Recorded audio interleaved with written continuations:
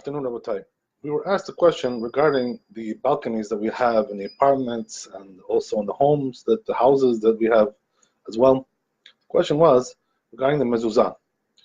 As you know, or you don't know maybe, right, that every room requires a mezuzah generally, right? And in a general manner, every room needs its own mezuzah. It's not just enough to have a mezuzah in the entrance of the house, like some people think. This is a fallacy. This is not correct, obviously. But anyway, regarding the mirpasot, right, regarding the balconies, there are several questions regarding that, right? First of all, number one is, as we said, if it requires a mezuzah altogether, and we'll explain why that question comes up. And also, the other question is, which side should we put it on, right? Should it be on the right side as you're going out into the balcony, or the left side, right? Or whatever, one or the other, right? You have to know which one. You have to know which side, because the truth is that person puts the mezuzah on the wrong side. This is not really fulfilling the mitzvahs. It's brought down to Shulchan Aruch, right? So you may think, oh, well, no big deal. I put it on the wrong side, but there's a mezuzah there. No, it doesn't work like that, right? If you put it on the wrong side, you didn't fulfill your obligation. You have to take it off and put it on again. So to understand this question, Rabbi, we have to understand some background information. The issue is like this, right? The Gemara teaches us that these types of areas, like balconies and porches and the chatzer, right, which is like a courtyard, they do require a mezuzah. But according to the Maharil, right, he says, one of the big poskim of the Ashkenazim, about 500 years ago or 600 years ago, he writes that the only type of balcony or these kinds of areas that require a mezuzah would be if there's an entrance coming into them from the public domain, from the streets, in other words. So what does that mean? That our balconies are usually not this way. They're usually closed, they're fenced in, and we go into them through the house, right? We don't go into them through the street. So therefore, since there's no entrance coming from the street into the balcony, right, it says the Maharil that these types of balconies don't really require mezuzah at all. So what does that mean? That they themselves, right, are not an entrance into the house. If it was considered to be an entrance into the house, it would require a mezuzah. But here, right, there's no entrance because you can't come in there from the street. So therefore, a balcony like that doesn't require a mezuzah, and therefore, right, what we have to do is just to leave it like that. So there's also another opinion, by the way, the Beit Meir. The Beit Meir says, no, this is not true. The fact that you come in from the balcony to the house, even though it's not coming from the street, it nevertheless is called an entrance into the house. So therefore, according to the Beit Meir, one would have to put the mezuzah as you're coming in from the balcony into the house on your right side, because it's really like an entrance into the house. And as we know, right, that every entrance, as it says in the Gemara, that every entrance into the house, the Rambam also brings this down, also Shulchan Aruch, we have it brought down, every entrance into the house that's coming into the house requires its own mezuzah. One mezuzah is not enough. Every door needs its own mezuzah. Every entrance needs its own mezuzah. So here also it says the Beit Meir, since it's coming into the house, even though it's not coming from a street, nevertheless, right, it says the Beit Meir that it does require a mezuzah. So the question is, what is the halacha like, right? This or the other, one or the other. So the truth is that, just to go into a little into history, we find actually in the Masechet Mezuzah that this machloket between the Beit Meir and the Maharil has already been machloket also the Tanaim. We find the Braita over there that the Tanakama, the first opinion, and also Rabbi Yosef, they do argue regarding the same issue over there. So Rabbi Yosef says like the Maharil, the Tanakama, right, says like the Beit Meir.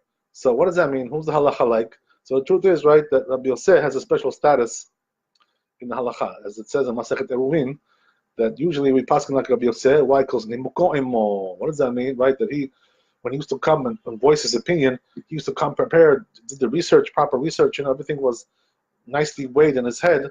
He had everything prepared and nice, ready to go, right? So therefore, he didn't make mistakes. When he came with, like business, no monkey business. So therefore, right, the Chazal said that the halacha is like Rabbi Yossi, even against Chavero or Chaverav, right? That's the question.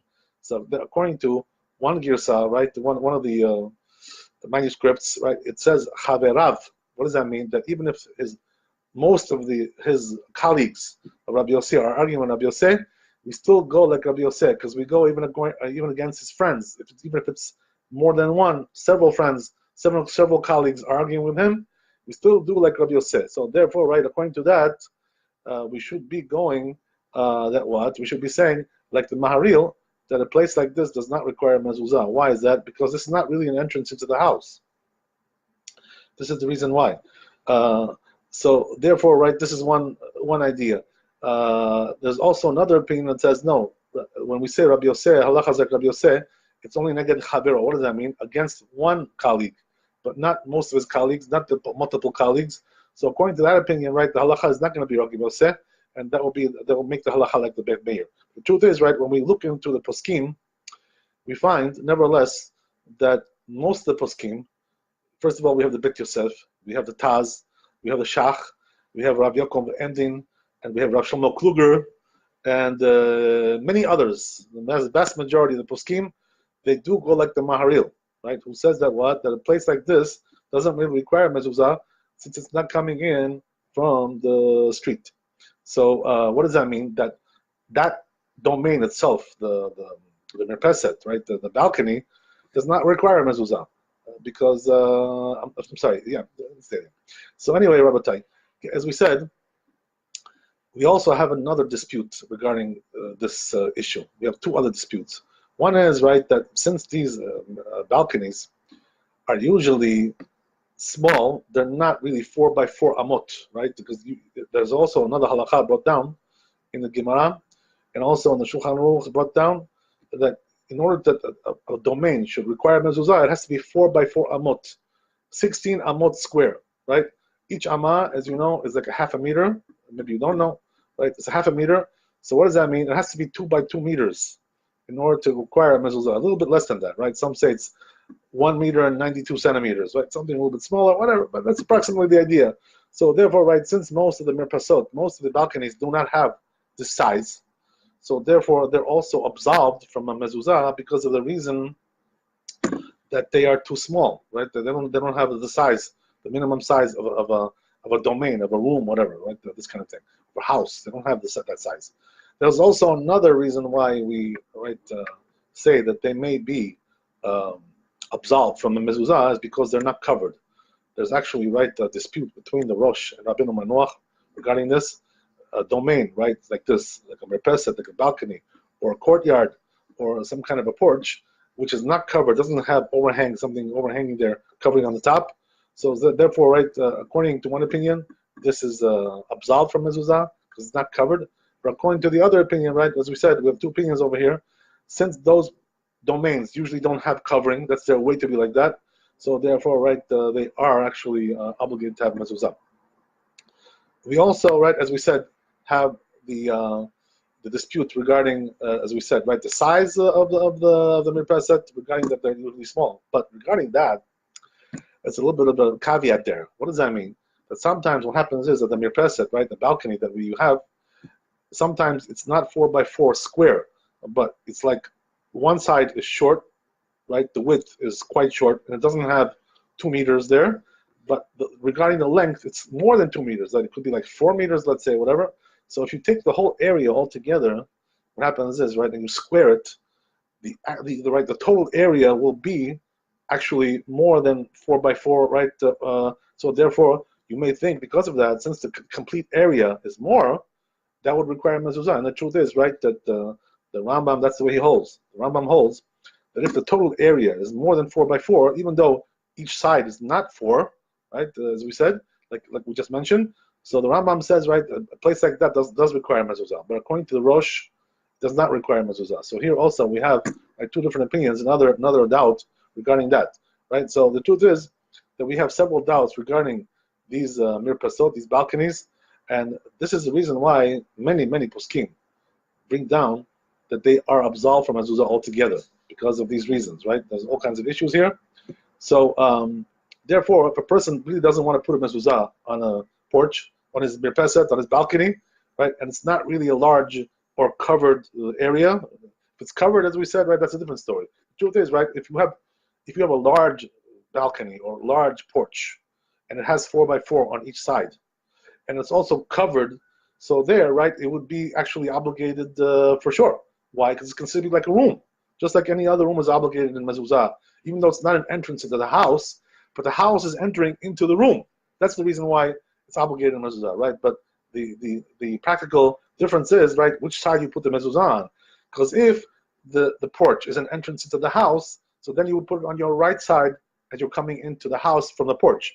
But if the entrance is considered to be right from the house to the room, so then you would have to put it on the right side when you're going from the house into the room, on the other side, right? So that would make a practical difference as well. But therefore, right, bottom line is that since we have these doubts, right, we call that sfek, double doubt. So therefore, what we say is, right, that a person doesn't want to put a mezuzah on these porches, unless, as we said, right, it's covered and it's also large. That's a different story. But usually they're not like that, right? The vast majority of the mirpasot, right, the balconies, do not have that size, and right, and usually they're not covered, right, unless it's being covered from a higher, right, mirpaset, which is over it, right, hanging over, or they build some kind of a cover on it to protect from the rain, as we said, right, these kinds of things. So what we're saying is like this, right, that the average garden variety mirpaset, right, the porch or the balcony, which we have in the apartments or also in the houses sometimes, right, they build them in the houses as well. They're not really obligated in mezuzah. But the question is like this, right? If a person wants to put the mezuzah to be machmir, right? So he wants to, to be stringent. Because the truth is, right, as we said, we have a machlokat over here, right? We have several different opinions. So he wants to go like the stringent opinion. It's very good, tabo la bracha, right? He'll be blessed for that. But sometimes, because nowadays the mezuzot are very expensive, you know how it is, right? You go to a store, they tell you $100, $150 for one little piece of parchment, right? It's really, that's quite expensive, the mezuzot today. Unfortunately, they don't make them at a reasonable price anymore. In the old days, they used to be more reasonable. Now it's become like, it's outrageous what the prices are for mezuzot. But nevertheless, even if a person can get a cheap one, whatever, but nevertheless, if he doesn't really have the wherewithal financially or whatever, for some practical purpose to put a mezuzah over there, so the truth is, right, most of these mirpasot, these balconies, are absolved from mezuzah. But if you want to put a mezuzah to be stringent, that's something else. So then question arises, what side should you put it on, right? As we said here, we have a machloket. We have on the one side Maharil, and we have on the other side the Beit Meir, right? And there would be a practical difference. What does that mean? According to the Maharil, right, that mirpeset, that balcony, is not an entrance to the house, right? The only thing we could say maybe is that the house is an entrance into the balcony if it has the proper, right, size and the covering, whatever it is, right, depending on the situation, as we said, or depending on the several opinions that we have.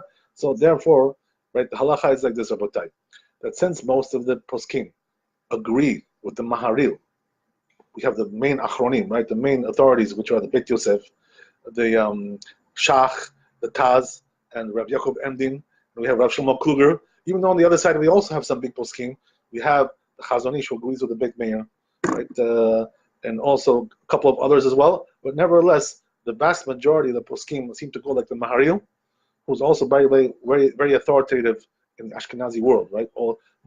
They say that most of the customs that come to the Ashkenazim are coming from the Maharil.